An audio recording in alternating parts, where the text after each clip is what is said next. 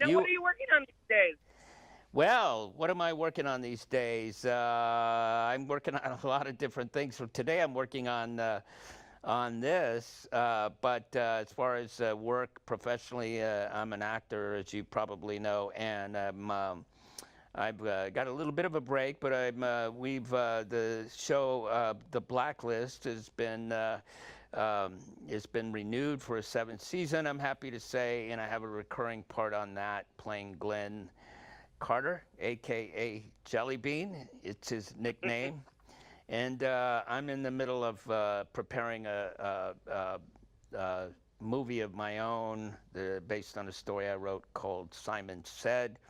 About a man growing up in North Carolina, not growing up, it's about a man living with arthritis, I should say, in North Carolina. And it's a love story. It's called Simon Said, so look out for that. How did you know you wanted to be an actor? How did I know? Yeah. Uh, I never knew that I wanted to be an actor. It was all quite by accident. I had come out to California about an hour outside of Los Angeles in my very early 20s and was still trying to decide what I wanted to do with my life. And having grown up with juvenile rheumatoid arthritis, I knew the value of time, and I thought, well, what I eventually do, it better be something I really love to do. And I stumbled into an acting class. It was an elective and the only class left at a junior college because I signed up late. And I walked into this class and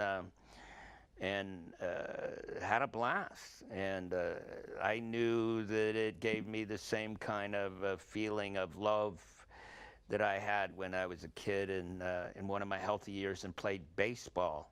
So I thought, well, I found my thing, and so here I am all these years later, and been lucky to make a living at it, and to work with a lot of interesting people and do interesting parts. Now, you have extensive theater background. Do you miss it? A theater background? Yeah. Well, I absolutely love doing the theater. I just did a play on Broadway last year, The Iceman Cometh, with Denzel Washington. And I played a guy that was on stage for the entire 4 hours of the play. And that was really exciting and invigorating and challenging. He was a very, very troubled man. And yeah, I mean, the thing is I love doing movies and I love doing television. I love doing theater. All of them are storytelling in one form or another. It's just you kind of ratchet it up a little bit for the theater and ratchet down a little bit in film and television. So I love them all. I'm never bored, or I would not even particularly say I have a preference for which. But there's nothing like working in live theater. It's interesting, movies and television, I always kind of feel like on a set, I feel like a kid that's in camp. I just love being on movie and television sets, and especially if I have a good part and I'm working with great people, which I've been fortunate to do often. What do you like best about being on the Blacklist? The writing is extraordinary.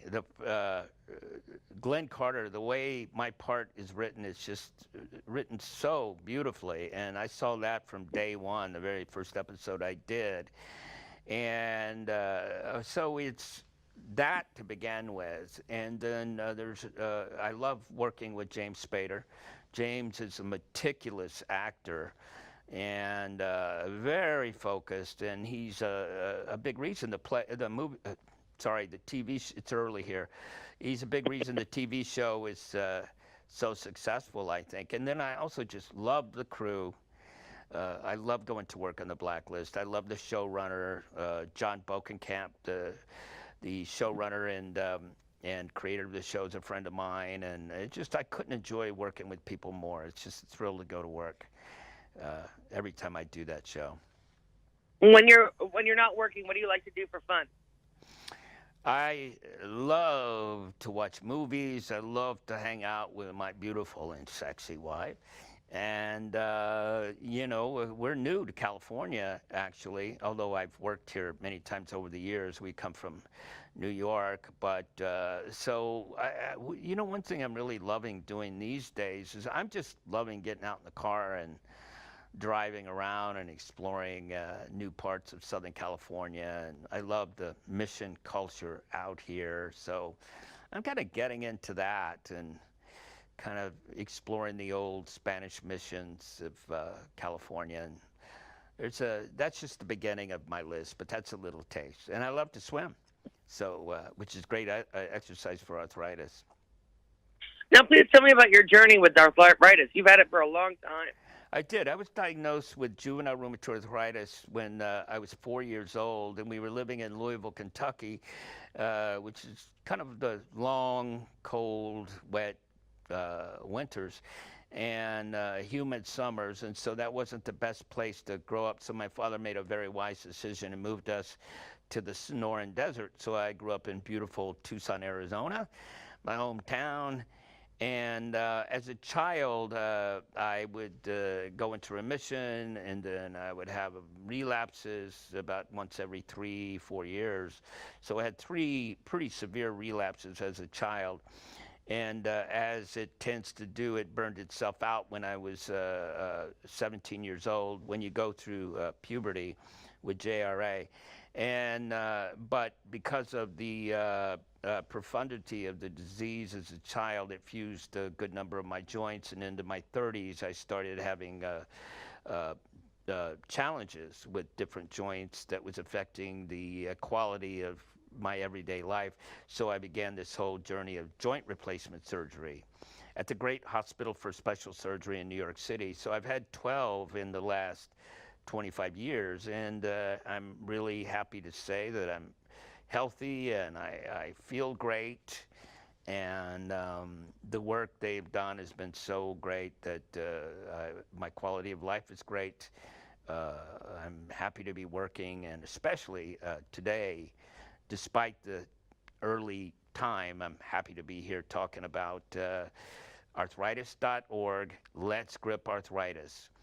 And it's Arthritis Awareness Month, and we have this very exciting campaign to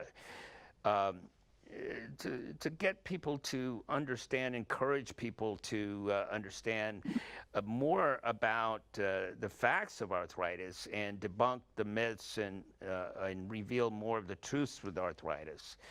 And so again, I would encourage everybody to go to arthritis.org/Let's Grip Arthritis. I mean, there are some facts that people should know. Do you know there are more than 54 million people, or 1 in 4 Americans, that have arthritis? See, that's not something people actually know. And I mean, people aren't aware, I think, often how profound those challenges can be with people with arthritis. It's hard for a lot of people even to button up their shirts. And can I ask you a couple of questions? See, Sure. Just to make my point. So how many people do you personally, do you know who have arthritis? 3 or 4. 3 or 4? Mm-hmm. So that would mean that you probably know about 12 people, because actually, you know a few more people than 12 people, I bet. Do you know 1 in 4 people have arthritis? And 1 in 3 people between 18 and 65 years old. See, most people think it's people that are much older. And do you know, actually, and here's the big fact, do you know that there are 300,000 children in America that have arthritis? It's pretty significant, isn't it? That is. It's a big number. Yeah, let me ask you one more question. What's the average age that you think that people typically get arthritis? I would guess maybe 40. 40? Well, see, that's interesting, because just about everybody I talk to mentions the 40 figure. It's actually 2 or 3 people with arthritis are younger than 65. There are 54 million people, remember, and 300,000 of those are children. So it's not just a middle-aged person or an older person's disease. It affects all ages. And, you know, another very interesting thing, people really don't quite understand that it's the challenges that disease presents to itself. And like I said, it's people have difficulty buttoning up their shirts and doing things that just to function better on a day-to-day function like an average someone that's very healthy on a day-to-day basis. So again, we like people to learn more about arthritis and tune into some of these facts by going to arthritis.org/letsgrip-arthritis. And I'll tell you another cool little thing here is if you upload a photograph of yourself, it will unlock a $5 donation to the Arthritis Foundation that will continue to debunk the myths and educate people more about the facts, and most importantly, continue to contribute to the research that will someday, I promise you, create a cure for arthritis. That sounds wonderful. Well, thank you, and good luck in all your endeavors. I hope you do well, and look forward to seeing you on the Blacklist. Thank you. Great to talk to you. You too. Bye-bye. Bye.